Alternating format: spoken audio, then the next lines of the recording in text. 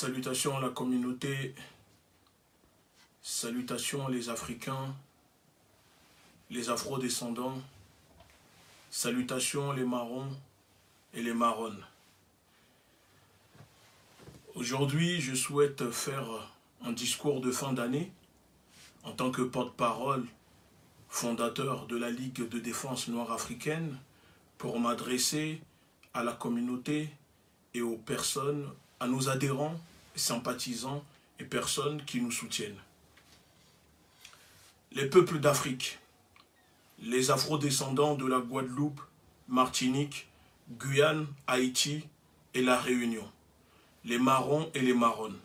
Pour clôturer cette année 2019, j'aimerais vous remercier les donateurs et donatrices de leur confiance, ainsi qu'à toutes celles et tous ceux qui nous soutiennent. Grâce à votre esprit de solidarité et de fraternité, nous avons réalisé à l'année plusieurs actions en faveur de notre communauté. Notre force de conviction, notre ténacité et notre soutien financier et moral nous ont permis d'une part de concrétiser et symboliser nos aspirations. Grâce à votre humanisme et votre considération pour le peuple africain, nous continuerons à nous mobiliser, à nous soutenir, à nous accompagner, à manifester et continuer de lutter contre le néocolonialisme, l'impérialisme de la France en Afrique et ses diverses racines. Nous avons fait face à des circonstances inhumaines et humaines vis-à-vis de nos frères et sœurs marrons et marronnes en France, en Afrique et partout dans le monde. Nous avons pris rage en intervenant auprès de différentes personnes, de différentes origines religieuses et majoritairement africaines que le système ne cesse d'exterminer avec corruption glorifiée par nos dirigeants et les nègres commandeurs de plantation. La Ligue de défense noire africaine et ses membres militants vous remercient particulièrement pour les 13 actions les plus symboliques, les plus émotives et les plus constructives de ces 12 dernières années, et par cela, grâce à notre indépendance qui s'autofinance lui-même, nous-mêmes, par nous et pour nous. Numéro 1. Le cas du petit Samuel vivant en Côte d'Ivoire, venu pour se faire soigner en France avec succès à l'hôpital pour enfants à Paris. Depuis, nous avons pu faire le nécessaire pour lui et ses parents, soit logés pour que le petit Samuel puisse continuer à bénéficier des soins. Et cela dure maintenant depuis 1 an. Le cas du jeune Raphaël, 13 ans, et sa maman que nous avons sorti de la rue dans la ville du Mans, et nous avons fait le nécessaire en nous déplaçant à la mairie de M. Stéphane Le Foll, ancien ministre sous Hollande, pour qu'il soit relogé dignement de façon définitive. Le petit a pu ensuite être scolarisé, poursuivre une année scolaire avec d'excellents résultats. Le cas de la jeune Bénédicte, 16 ans d'Orléans, qui a fait sa rentrée de classe, de lycée, dans le lycée de ses rêves, après avoir sollicité l'intervention de la LDNA avec sa mère, pour avoir fait les efforts nécessaires et lutter contre l'arbitraire du racisme et de l'ethno-érachisme qui lui indiquait la voie d'un BEP esthéticienne alors qu'elle souhaite devenir, pourquoi pas, médecin, avocat et scientifique.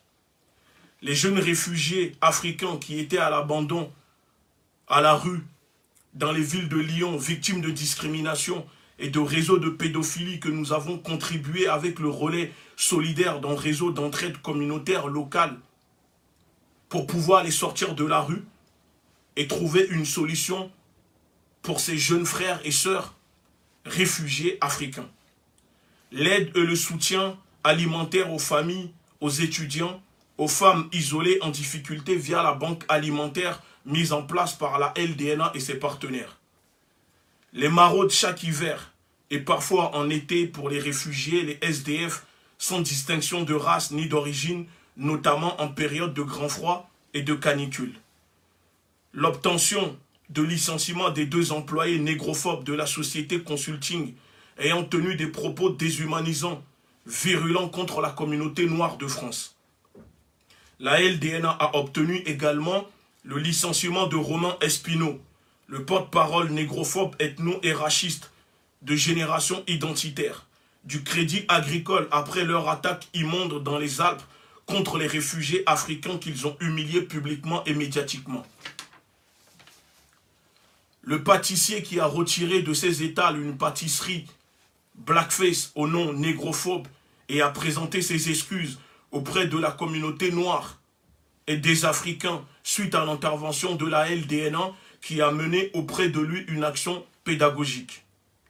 Très récemment, l'affaire de JD Sport, Liège, en Belgique, où la gérante du magasin a osé imposer une fouille au corps des employés en 3 fils ethno et racisés, selon ces termes péjoratifs. Les Gouers, c'est-à-dire les Blancs, les Arabos et les macaques pour désigner les Noirs. Grâce à la mobilisation, elle a été licenciée immédiatement. Nous avons obtenu également un engagement formel de JD Sport pour imposer le respect des employés de toute origine travaillant dans leur boutique. 11. Notre action à l'ambassade du Koweït à Paris, avec nos partenaires de lutte, qui a permis de faire libérer les femmes africaines retenues et maltraitées au Koweït. 12.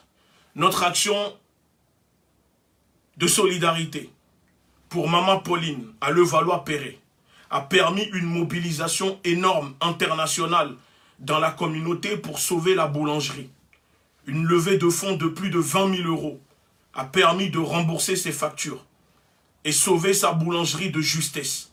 Grâce à cela, nous avons aussi aidé pour une plainte en justice en bonne et due forme avec notre avocat, maître Natacha Aléblian, et nous continuons à suivre, d'où le pourquoi notre procès le 25 novembre contre Balkany et l'injustice judiciaire qui nous a coûté 6 mois de prison ferme et 3 000 € d'amende chacun, dont nous avons immédiatement fait appel avec nos 2 avocats, maître Natacha Aléblian et maître Taboula Mbeko.